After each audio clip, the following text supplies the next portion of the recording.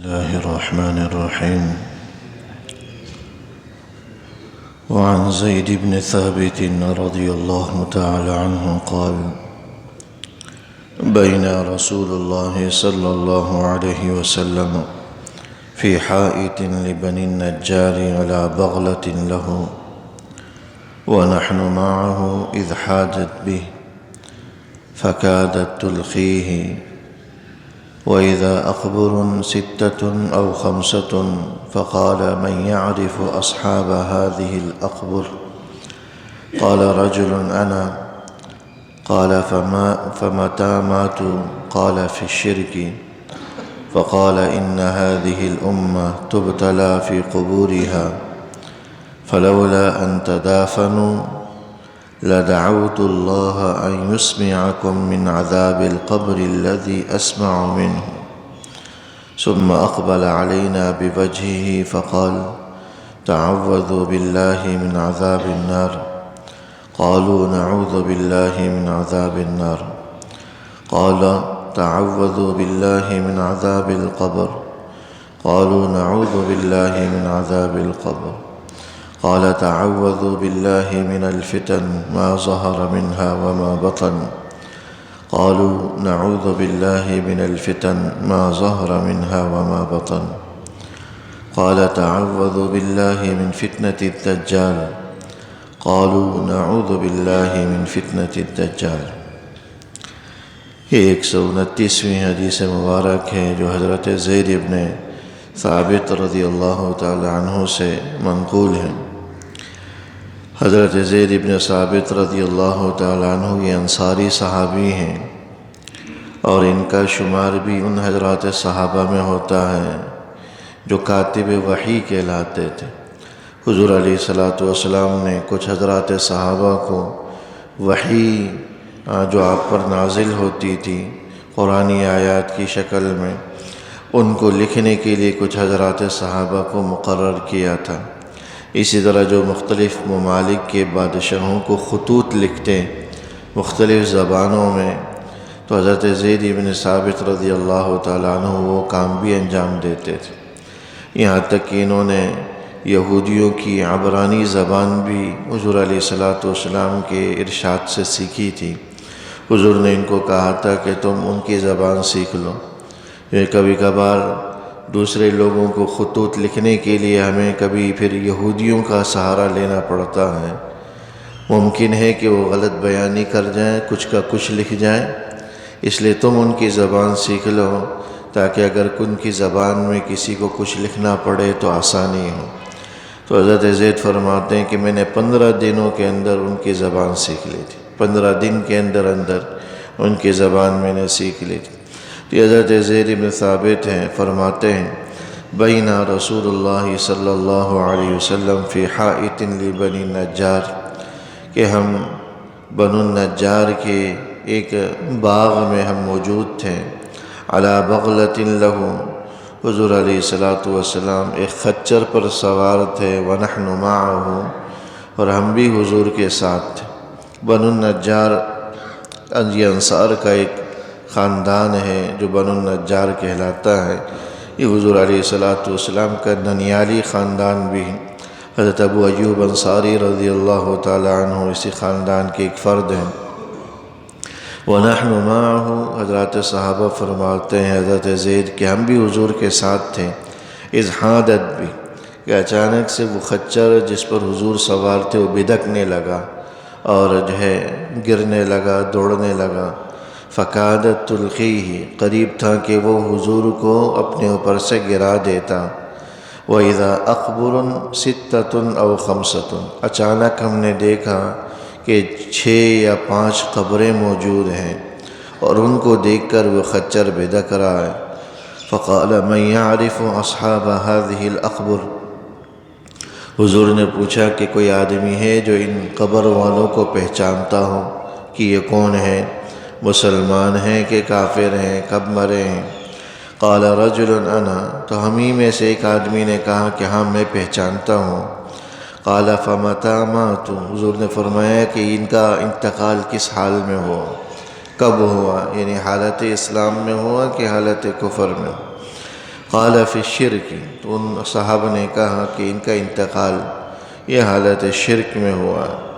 فقال ان هذه الامہ تبتلى فی قبورها، اس پر حضور نے فرمایا کہ ان لوگوں کو قبر میں عذاب دیا جا رہا ہے، اور جس کو دیکھ کر یہ خچر بدکنے لگا۔ فلولا ان تدافنوا لدعوت اللہ ان يسمعكم من عذاب القبر الذي اسمع منه، اگر مجھے یہ ڈر نہ ہوتا کہ تم اپنے مردوں کو قبروں میں دفنانا ہی چھوڑ دو گے، اگر اس بات کا خوف نہ ہوتا تو میں اللہ سے دعا کرتا کہ تمہیں بھی عذاب قبر اس طرح سنائی دیتا جس طرح مجھے سنائی دے رہا۔ یعنی میں دیکھ رہا ہوں ان کو جو عذاب ہو رہا ہے، ان کی چیخ و پکار مجھے سنائی دے رہی، اگر مجھے اس بات کا خدشہ نہ ہوتا کہ تم ڈر اور خوف کی وجہ سے اپنے مردوں کو دفنانا ہی چھوڑ دو گے، تو میں دعا کر لیتا اللہ تمہیں بھی اس حال کو ظاہر کر دیتا، تمہیں بھی سنا دیتا کہ کس قسم کا عذاب ان پر ہو رہا ہے۔ پھر ثم اقبل علینا بوجہ، پھر حضور علیہ السلام ہماری طرف متوجہ ہوئے۔ فقال تعوذوا باللہ من عذاب النار، اور ہم سے کہا کہ تم سب اللہ کے عذاب، آگ کے عذاب سے پناہ مانگو۔ قالوا، ہم نے جواب میں کہا نعوذ باللہ من عذاب النار، کہ ہم اللہ کی پناہ مانگتے ہیں جہنم کے آگ کے عذاب کی۔ پھر فرمایا کہ تعوذوا باللہ من عذاب القبر، کہ تم قبر کے عذاب سے پناہ مانگو۔ قالوا نعوذ باللہ من عذاب القبر، تو ہم نے سب نے کہا کہ ہم اللہ کی پناہ مانگتے ہیں عذاب قبر سے۔ قال تعوذوا باللہ من الفتن ما ظہر منها وما بطن، پھر ہم سے فرمایا کہ تم سب ان تمام فتنوں سے پناہ مانگو جو ظاہر ہو چکے ہیں اور جو ظاہر نہیں ہوئے، یا اس کا یہ مطلب بھی ہے جو ظاہری فتنے ہیں ان سے بھی پناہ مانگو، اور جو باطنی فتنے ہیں ان سے بھی پناہ مانگو۔ ظاہری فتنوں سے علماء نے مراد لیا کہ وہ فتنے مراد ہیں، وہ گناہ مراد ہیں جن کا تعلق انسان کے عمل سے ہے، اور باطنی فتنوں سے مراد وہ گناہ مراد ہیں جن کا تعلق انسان کے دل سے اور عقیدے سے ہے، چونکہ عقیدے کا تعلق، ایمان کا تعلق انسان کے دل سے ہے، لہذا ایمان اور عقیدے پر پڑنے والے اشکالات، اعتراضات، وساوس اور اس کے حوالے سے غلط خیال جو ہمارے دلوں میں ایمان کے حوالے سے یا عقیدے کے حوالے سے، آخرت کے حوالے سے، یا کسی بھی اسلامی حکم کے حوالے سے دل میں خیال پیدا ہوتا، ان سارے فتنوں کو، ان سارے گناہوں کو باطنی فتنے کہا گیا۔ تو ظاہری اور باطنی ہر قسم کی فتنوں سے تم پناہ مانگو۔ تو ہم نے سب نے بیک زبان کہا نعوذ باللہ من الفتن ما ظہر منها وما بطن، کہ ہم ہر قسم کے ظاہری اور باطنی فتنوں سے اللہ کی پناہ مانگتے ہیں۔ پھر حضور نے فرمایا کہ تعوذوا باللہ من فتنة الدجال، کہ دجال کے فتنے سے پناہ مانگو، اور یہ ایسا فتنہ ہے دجال کا، قرب قیامت کے وقت اس کا ظہور ہوگا، بہت کم لوگ ہوں گے جو اس دجال کے فتنے سے بچ سکیں گے۔ بعض روایات سے پتہ چلتا ہے کہ اس کا فتنہ اتنا سنگین کہ تمام انبیاء کرام علیہ السلام نے اپنی امتیوں کو اسی کی تلقین کی تھی کہ تم سب دجال کے فتنے سے پناہ مانگو، دجال کے فتنے سے پناہ مانگو۔ تو حضرات صحابہ نے بیک زبان یہ بھی کہا نعوذ باللہ من فتنة الدجال، کہ ہم اللہ کی پناہ مانگتے ہیں دجال کے فتنے سے۔ یہ قرب قیامت کی 10 بڑی علامتوں میں سے ایک علامت دجال کا نکلنا بھی ہے۔ اب یہ کب ہوگا، کس وقت ہوگا، چونکہ اس کا علم ہمیں نہیں ہے، اس لیے ہر حال میں اپنی دعاؤں کے اندر اس دعا کا ضرور اہتمام کریں، اللہ میں دجال کے فتنے سے بچا۔ اس کے لیے احادیث مبارکہ کے اندر جمعہ کے دن سورہ کہف کے پڑھنے کا بھی ذکر ہے کہ جو آدمی جمعہ کے دن سورہ کہف کے پڑھنے کا اہتمام کرتا ہے، اللہ اس کو دجال کے فتنے سے بچا لیتا ہے۔ پوری سورہ کہف پڑھ لیں تو اچھی بات، نہ ہو تو کم سے کم شروع کی 10 آیتیں پڑھ لی جائیں، تو اس پر بھی امید ہے کہ اللہ جل شانہ اس فتنے سے حفاظت فرما لیں گے۔ شروع کی 10 آیتیں پڑھ لی جائیں یا آخر کی 10 آیتیں پڑھ لی جائیں، بہتر تو ہے کہ پوری سورہ مبارکہ پڑھ لی جائے، کیونکہ اس کے بڑے فوائد ہیں۔ اور اگر یہ ممکن نہ ہو تو کم سے کم شروع کی 10 آیتیں یا آخر کی 10 آیتیں پڑھ لی جائیں، تو امید ہے اس فتنے سے اللہ بچا لے گا۔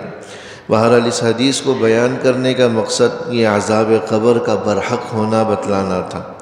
جیسے کہ روایات کے اندر آیا کہ انسان اور جنات کے علاوہ جتنی بھی مخلوق ہیں ان کو قبر کے عذاب کا پتہ چلتا، اسی وجہ سے یہ جو خچر پر حضور سوار تھے وہ بدکنے لگا، اس قبر کے عذاب کے ہول کی وجہ سے، خوف کی وجہ سے وہ جانور بھی گھبرا گئے۔ تو اس پر حضور علیہ السلام نے حضرات صحابہ کو ان دعاؤں کی تلقین کی کہ تعوذوا باللہ من عذاب القبر، لہذا اپنے روزمرہ کی دعاؤں میں اس دعا کو شامل کریں، اللہ ہمیں عذاب قبر سے بچا، اللہ ہمیں قبر کے عذاب سے محفوظ رکھ۔ دعا فرمائے اللہ جل شانہ جو کچھ کہا کہ سن۔ ربنا تقبل منا انك انت السميع العليم وتب علينا انك انت التواب، وصلى الله تعالى على خير خلقه محمد وآله وصحبه اجمعين، آمين برحمتك يا رب۔